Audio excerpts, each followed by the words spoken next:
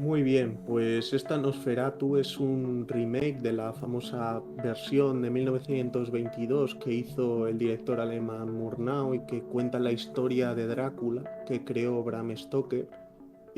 Antes de empezar el programa he dicho que igual era la mejor película para empezar porque al final todos los vampiros que conozco han bebido del mito de Drácula, entonces creo que tenía un poco más de sentido que otras que se empezara con ellas. En este caso al vampiro se le llamó Nosferatu en los años 20 porque la viuda de Bram Stoker no cedió los derechos y quisieron contar la historia cambiando elementos y por eso no tiene el nombre. Y como el diseño de ese vampiro se parecía era el mismo que en la película de los años 20, aunque en esta película se le llama Conde Drácula y no tiene tanta diferencia con la novela como la anterior versión, se seguía llamando Nosferatu, que por hablar un poco de la novela, aunque sea de forma lejana, ya existen más de 100 adaptaciones que se han hecho, bien en películas o en series de todo tipo, como Brácula con Demor, hay de todo. Y esta versión se estrenó en 1978. Fue una película que tuvo cierto éxito en la subcultura hipster, se podría decir, porque en verdad tiene varios factores que juegan ante eso, que es que existió una rivalidad mítica entre director y actor protagonista. El director Werner Herzog y Klaus Kinski se llevaban a matar. Luego también estaba haciendo de protagonista femenina Isabella Gianni, que también tuvo una rivalidad muy intensa con otra Isabella, actriz francesa en esos años. Y, y también en el reparto, un actor de culto estaba Bruno Gans, que yo creo que sobre todo hoy día es recordado porque era el que protagonizaba el famoso meme de YouTube de Hitler reaccionando con los subtítulos a cualquier cosa que fuera. Como vi hace no mucho uno que reaccionaba a la muerte de Andrés Montes. O sea, le han usado absolutamente para todo. Y bueno, decir que ya en el programa de aventuras marinas, al hablar del Gran Azul, hablamos de producciones europeas que mezclaban distintas personas de lugares europeos muy diversos. Y este sería otra película así. De hecho, es una película rodada en Alemania con gran parte del equipo técnico, bueno, rodada con producción alemana, mejor dicho, pero tiene parte del reparto que igual es francés y que está rodada pues en Rumanía en el inicio de la película se están viendo unas momias y esas momias creo que son peruanas o bolivianas o de por ahí, o sea que también se está grabando y al igual que el Gran Azul y otra es eso, son como una mítica de películas desarrolladas entre muchísimos países a la vez. Eh, si la versión de 1922 mostraba un terror desde una forma muy artística, creo que esta lo hace desde una forma muy repulsiva, porque por volver a las momias que decía, eh, durante los títulos de crédito ves las imágenes de unas momias junto a una música tenebrosa y esas son momias reales y hay mucho gusto por mostrarte cadáveres reducidos de personas reales. O sea, es muy grotesco, muy asqueroso. Si tienes aversión a las ratas, pues imposible, porque hay planos en los que igual están saliendo a la vez 12 millones de ratas reales, vivas, circulando por encima de personas. Eh, Bueno, eso es algo muy de Herzog, ¿eh? O sea, porque mm, bueno, si habéis visto Aguirre, La cólera de Dios, por ejemplo, También vemos que hay un montón de... No sé si eran ratas también. Me quiero sonar que también salían por ahí, pero animales por ahí encima de personas, digamos, pululando por ahí. Claro, también todo lo que estabas diciendo respecto a las momias y peruanas o bolivianas, bueno, también obedece a algo que a Herzog le gusta mucho, ¿no? Que es como, bueno, Herzog es un director, aparte de ficción, de documentales. Y si vemos su gran parte de su filmografía yo creo que ha hecho más documentales de naturaleza que películas, así de ficción como tal. Y eso se muestra muy claro en esta película. Por ejemplo, el viaje que hace Jonathan Harker eh, en esta película, digamos, se aprovecha mucho de esos escenarios naturales, pues él viajando por la ladera del río, por entre montañas, por rocas, Mm. y todo como muy centrado Y además en esos con la espacios luz naturales natural, que también. eso lo ves y hoy día te puede parecer natural porque con las cámaras digitales puedes sobrellevar más una luz diaria, pero Sí, con, o sea, con cinta mm, como se estaba sí, haciendo en 1979, que imagino que se grabaría antes, me parece un logro que además tiene unas dominantes muy azuladas, como es mm, lógico, pero como en ese momento está dando un halo de misticismo, creo que es un punto muy a favor. También me parece que en esos puntos ves un montón de lo que hoy día conoceríamos como incorrecciones, porque al final es un equipo tan pequeño y en lugares en los que casi tienes una oportunidad, que estás viendo cómo están haciendo paneos y el propio paneo se traba en un pequeño momento, porque igual geográficamente no puedes montar unas vías para hacer un movimiento natural o no puedes ni siquiera hincar el trípode. Hay un momento que están como en una especie de catarata que, que es eso, que ves que no hay espacio físico para poner un trípode para hacer un giro y ves cómo se traba un poquito.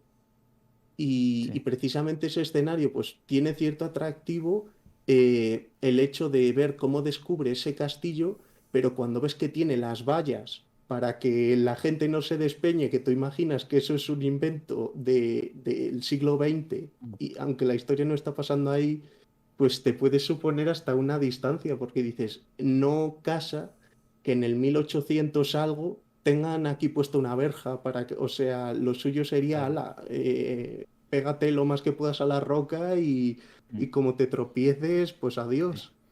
De hecho, otra cosa que quería decir ahora que has dicho esto es que bueno, en todas las adaptaciones, o en la gran mayoría de adaptaciones que se han hecho de Drácula, ya sea pues el Nosferatu de Murnau, o los Dráculas de Todd Browning, Terence Fisher o John Badham, o el de Francis Ford Coppola, siempre tiene una presencia como muy siniestra, muy siniestra del castillo, tanto en el exterior como en el interior. Y en esta peli, en el exterior sí que da muestras de ser bastante siniestro, pero en el interior, pese a que la dirección artística me parece que es muy buena, da la sensación como, digamos, no existe un componente tan gótico, yo creo, como el que existía en las otras películas. Es como que todo es mucho más blanco, por así Sí, es decirlo, mucho más en su interior. naturista Sí, eso es. y la anterior versión era mucho más expresionista.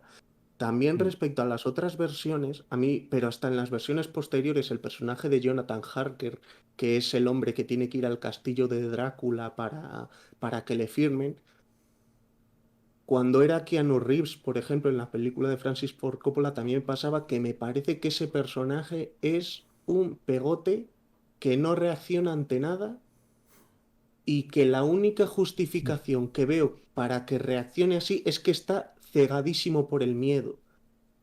Pero es que a mí me parece irreal total. O sea, la única justificación que puedo dar a ese tipo de reacciones es que literariamente podía tener sentido y estás trasladándolo de forma literal. Porque es que hay un momento en el que está este chico, creo que era leyendo o tumbado en la cama, y aparece el conde y se le queda mirando y se le va acercando el otro, que el comentario primero es, perdona, estoy durmiendo, estoy aquí, llama a la puerta o lo que sea, y aquí se monta, se queda tieso durante 2 minutos en lo que se va rimando y, o sea, como que está demasiado orquestado y te saca un poco de la realidad que en otros momentos yo creo que sí que tiene. O sea, uno de los momentos que me parece más apasionante de la película es ver el trayecto en barco de Nosferatu, sobre todo por cómo funciona la música en esa escena. En esa escena ves un leitmotiv que está sonando todo el rato en barco y cuando llegan a la costa de Wismar, que por cierto es una ciudad que es patrimonio de la humanidad y no me extraña porque me parece artísticamente una pasada. Cómo va entrando la música por un lado y va invadiendo todo el escenario una vez que ya el barco ves que va por los canales, me parece que es uno de los momentazos de la película, así como el macro funeral que hay grabado en la plaza del pueblo. O sea, me parece que tiene muy pocos grandísimos planos esta película, pero tiene esos dos, creo, y me parece que son muy impactantes, sobre todo porque en el del macro funeral ves una sensación real de fin del mundo, porque hay películas que representan el fin del mundo como 2012 o así, y ves que hay mucha destrucción, pero hay poco momento para que el personaje tenga un pozo de nos vamos a morir todos. Y creo que aquí sí que pasa y creo que sí que es verdad que esta película lo consigue y no lo conseguía tanto la primera versión del año 20, de los años 20 que tenía muchas otras cualidades, pero yo creo que no sentías esa idea de muerte por peste de toda la población de ese lugar. Sí, yo, bueno, un montón de cosas que comentar en relación a lo que habéis dicho. Lo primero es que creo que me parece la película de las seis de las que hablamos hoy con más fuerza visual. Igual con Solo los amantes sobreviven un poco, que sí que me parece que tiene una estética muy cuidada, como muy sensual. Y luego, en relación a esto, a que creo que me parece casi insuperable en imágenes, tengo como cuatro analogías con películas muy contemporáneas, y las voy a intentar hacer por orden pues eso, el orden en el que salen en la película, ¿no? La primera es con Koreeda, porque me llamó mucho la atención, o sea, siempre me ha maravillado. De hecho, no he visto todas las películas de Koreeda, pero me he molestado en buscar imágenes de planos de el resto de sus películas. Pero una de las que más lo petó fue Un asunto de familia, Shoplifters, que creo que era de 2018 más o menos, por ahí, que estuvo nominada a Mejor Película de Habla en Inglesa. Y es una película con la que me pasó que los 20 primeros minutos todos los planos me parecían prácticamente perfectos y tenían una colocación muy concreta que normalmente en los espacios exteriores consistía en poner cosas delante del plano, vamos a decirlo así, como a 1 metro de la cámara, y luego la acción principal, pues, cosas, por ejemplo, unos palés cubiertos por una manta y la manta moviéndose por el viento, eso cerca de la cámara, pero luego lejos, expresando la acción principal, que por ejemplo de aquella, o sea, en la película de Shoplifters era, por ejemplo, un detective en el fondo hablando, pues eso, vamos a decir, a 5 metros de la cámara, ¿no?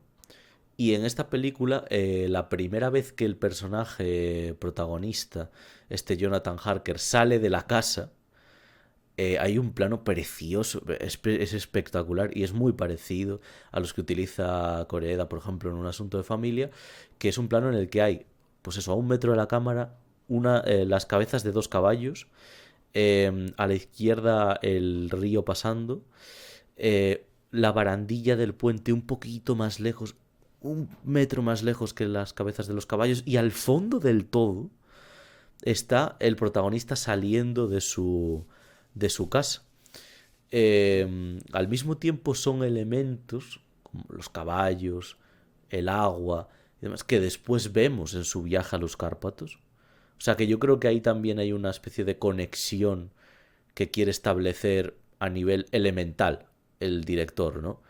Los animales, la naturaleza, ¿no? En plan, como que es un plano como con mucho sentido, pero me pareció un plano como súper futurista a nivel de cómo lo consiguió. Luego la segunda, y ya ahora voy más rápido, la segunda es con Sherlock Holmes Juego de Sombras, porque me recuerda muchísimo cuando empieza su viaje a los Cárpatos, esa reunión de caravanas con gitanos. Me recuerda muchísimo a esa parte en la que Robert Downey Jr., Sherlock y Jude Law Watson están con Naomi Rapaz, que es la gitana con la que comparten un largo viaje. Y pues eso, como las caravanas, las ropas de los gitanos, ese gusto por la danza, el baile, las hogueras y demás que se comparten mucho en esta película de una manera un poco más sosegada.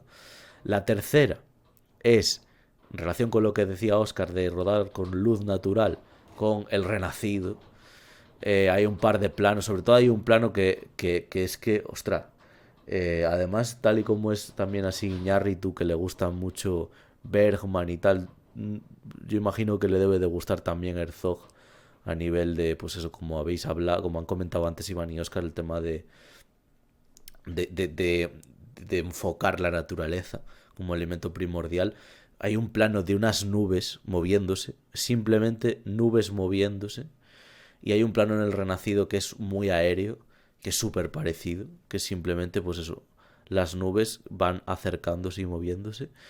Y luego, en cuarto lugar, también en relación con un misticismo del que hablaba Oscar antes, es Green Knight.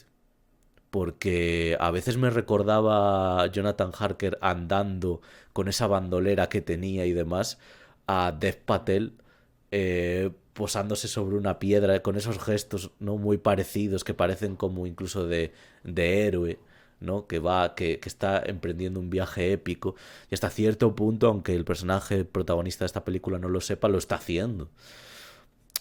Todos sabemos hacia dónde va hacia un castillo fantasma. Claro.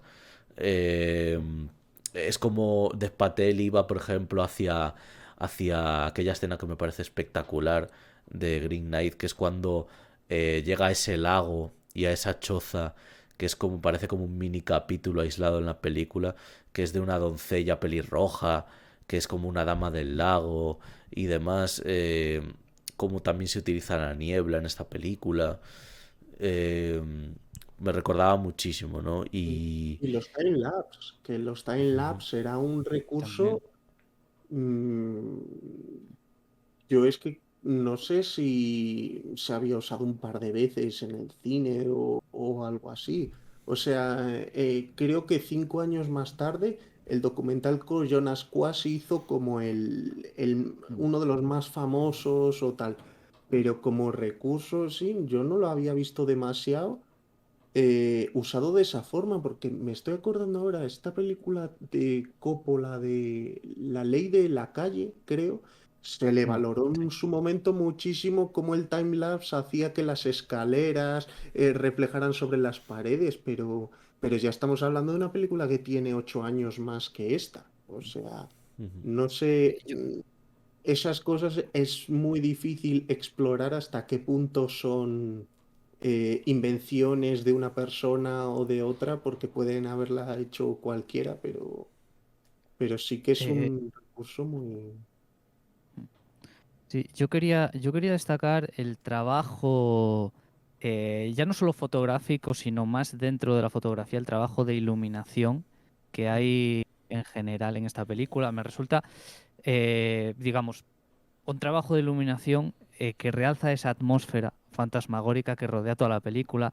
Además hace una cosa muy curiosa aquí Herzog, que es, digamos, plantear una escena desde dos planos, con dos planos dentro de un mismo escenario, con una iluminación diferente. Digamos que los puntos de luz están en sitios diferentes y yo me refiero ahora mismo a la escena esta en la que están pues el conde Drácula y Jonathan Harker cenando y hay un plano así como era un plano picado, creo recordar, en la que tenemos como una distribución lumínica prácticamente por todo el escenario y de repente eh, pasamos a un primer plano del conde Drácula con digamos, podríamos pensar que es un fallo de récord de luz, pero se nota perfectamente que está hecho a propósito, que es como en ese plano, digamos que existe solo un foco apuntándole a él a la cara, ¿no? Y creo que esa imagen sumada a otras que hay en la película, sobre todo en esos primeros planos que ahondan muchísimo en la idea de colocar un foco, normalmente pues en diagonal, representando también la palidez de los personajes, porque no solo el Drácula de Kinski es pálido, sino el personaje de Bruno Ganz y el de Isabel Adjani, que también hace mucho eso, también tienen Claro, una tez estamos muy viviendo pálida. una época en la que la blancura era lo que buscaba la sociedad tan aristócrata. O sea, cuanto más blanco eras, Sí. es que estabas más arriba en el escalafón y por eso ellos que no eran vampiros, pues en esa escena que dices tú, que es cuando le está esperando Nosferatu, a mí me llamaba la atención que tenía muy buena pinta el menú que le tenía puesto. O sea, ves Mm. unas uvas y todo así bien cortado y el pan que dices, pues a ver, porque tengo a este señor que da un mal rollo impresionante al lado, pero diría, ¿por qué no voy a comer esto de aquí? Y también cuando veo que ya coge el pan y se corta, como en todas las versiones de Drácula, que coge el pan y se corta, digo, pero hay que ser idiota para ponerte a cortar poniendo el dedo ahí. Mm. Pero Ya, es que también me parece que es una cosa que puso en su momento Bram Stoker y que partía de que ese tío, es que no sé cómo te puede pasar por la cabeza poner el dedo así, sinceramente.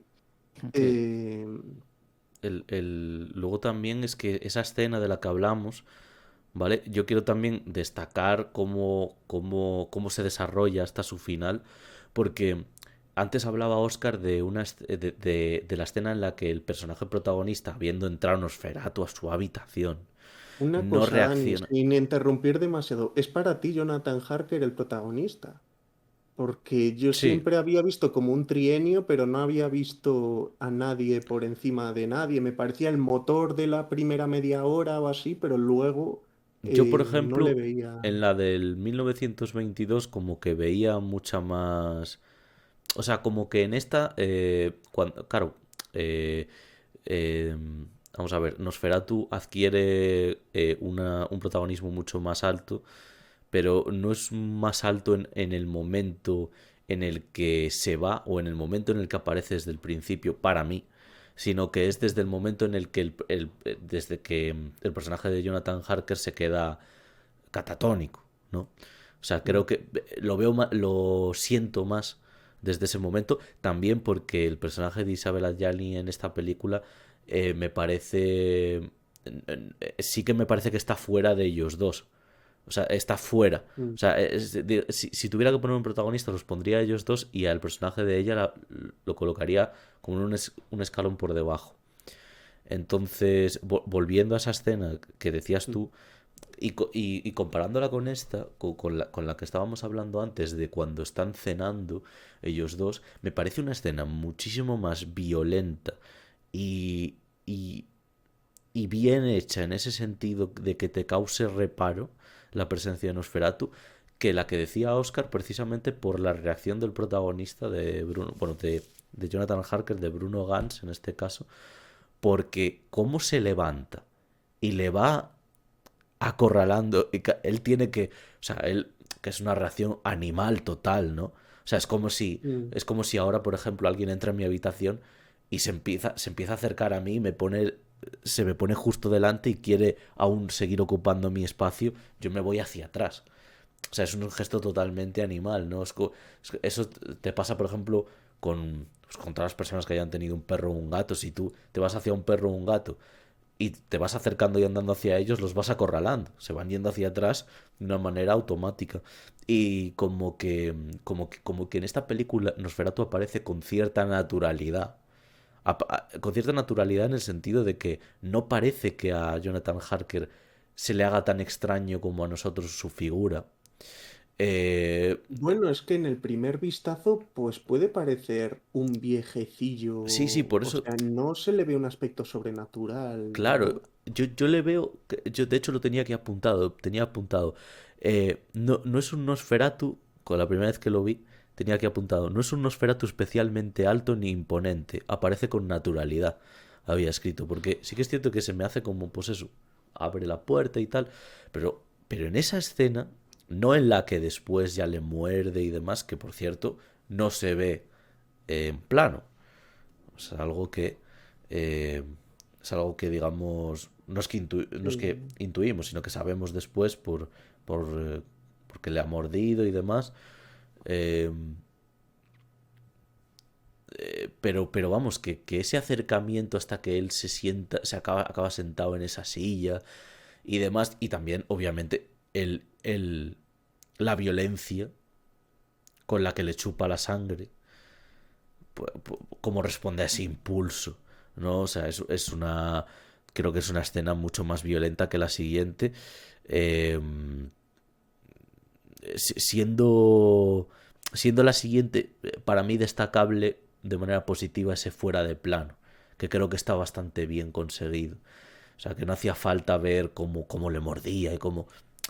Creo que en ese sentido estaba bien conseguido y luego quería ir un momento y creo que igual ya no digo nada más de la película, que tengo mucho apuntado. Es una película con muchos detalles y muy densa. Quería hablar un momento sobre ese plano espectacular del barco llegando muerto al, al puerto, ¿no?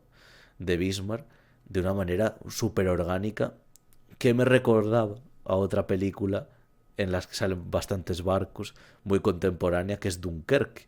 Porque como los barcos eran barcos de verdad y se movían de una manera muy orgánica, en esta película también pasa lo mismo con esa llegada del barco. Claro, al final, además me encanta cómo llega porque parece que el propio barco llega muerto.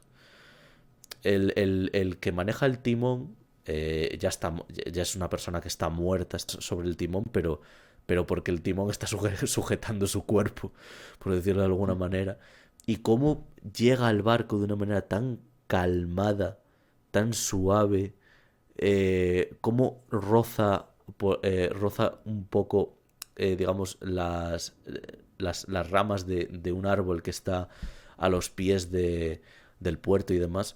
Me parece un plano delicioso y eh, además ocurre una cosa, que es que se repite un leitmotiv eh, a través de la banda sonora que decía Oscar cuando llegaba, cuando es, bueno, ya no solo cuando es todo ese viaje, sino cuando el barco llega allí, porque es el mismo tema que suena cuando cuando el personaje de Bruno Gans, Jonathan Harker, se sube al carruaje. Exactamente el mismo tema. Ese tema solo suena dos veces en la película, que es cuando Nosferatu llega a Bismarck y cuando nos quieren dar a entender de que ya Jonathan Harker está en territorios transilvanos, por decirlo de alguna manera, ¿no? Entonces me parece muy preciso y me parece también que diciendo esto también destacamos el poder narrativo de la película, que estamos hablando mucho de lo técnico, pero que el poder narrativo de la película está ahí, es consciente de que lo ha de tener. Y va desde las primeras imágenes de esas momias que decía Oscar hasta este recurso de utilizar dos veces la banda sonora en dos momentos tan importantes como la ida y la vuelta eh, de un personaje que al final termina siendo un poco el mismo ser, ¿no? Por decirlo de alguna manera. Mm. Sí, bueno, yo por decir alguna cosa más que tengo apuntada, en esta película cuando a Drácula tiene delante un crucifijo, le molesta, pero no le quema ni le funde. Y esto sí que correspondía con las reglas reales que tenía Drácula en su historia, que no es que le pusieras un crucifijo o sea, él lo que hace es taparse la cara y alejarse. Me parece que esa forma de hacer que nada sea fantástico directamente, sino que pueda responder a unas leyes naturales, le hace muy bien a esta película.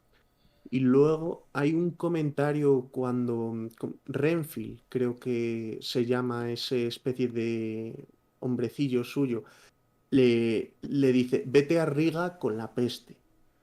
Claro, Riga es la capital de Letonia hoy día. No tenemos la dimensión de lo que es Riga, pero era el principal puerto que tenía con todo el Atlántico Rusia.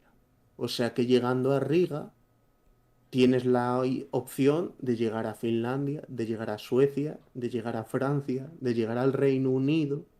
O sea que eso sí que augura una expansión mundial de esa plaga que ha acabado con todo Wismar.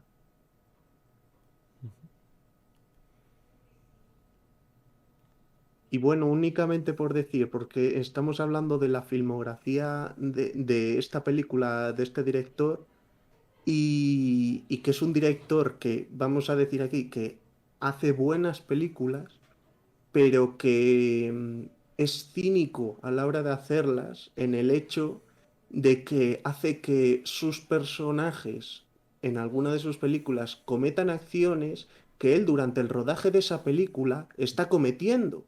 Y eso a mí me parece un acto de, porque Fitzcarraldo es una peliculaza y en la película y en esta película te cuenta cómo tiene que destruir, cómo quiere hacer en el Amazonas una ópera y se carga muchas cosas. ¿Y cómo lo haces? Cargándote muchas cosas naturales. O sea, me parece muy cínico y cuando pienso en este director me acuerdo de estas personas que hacen esto.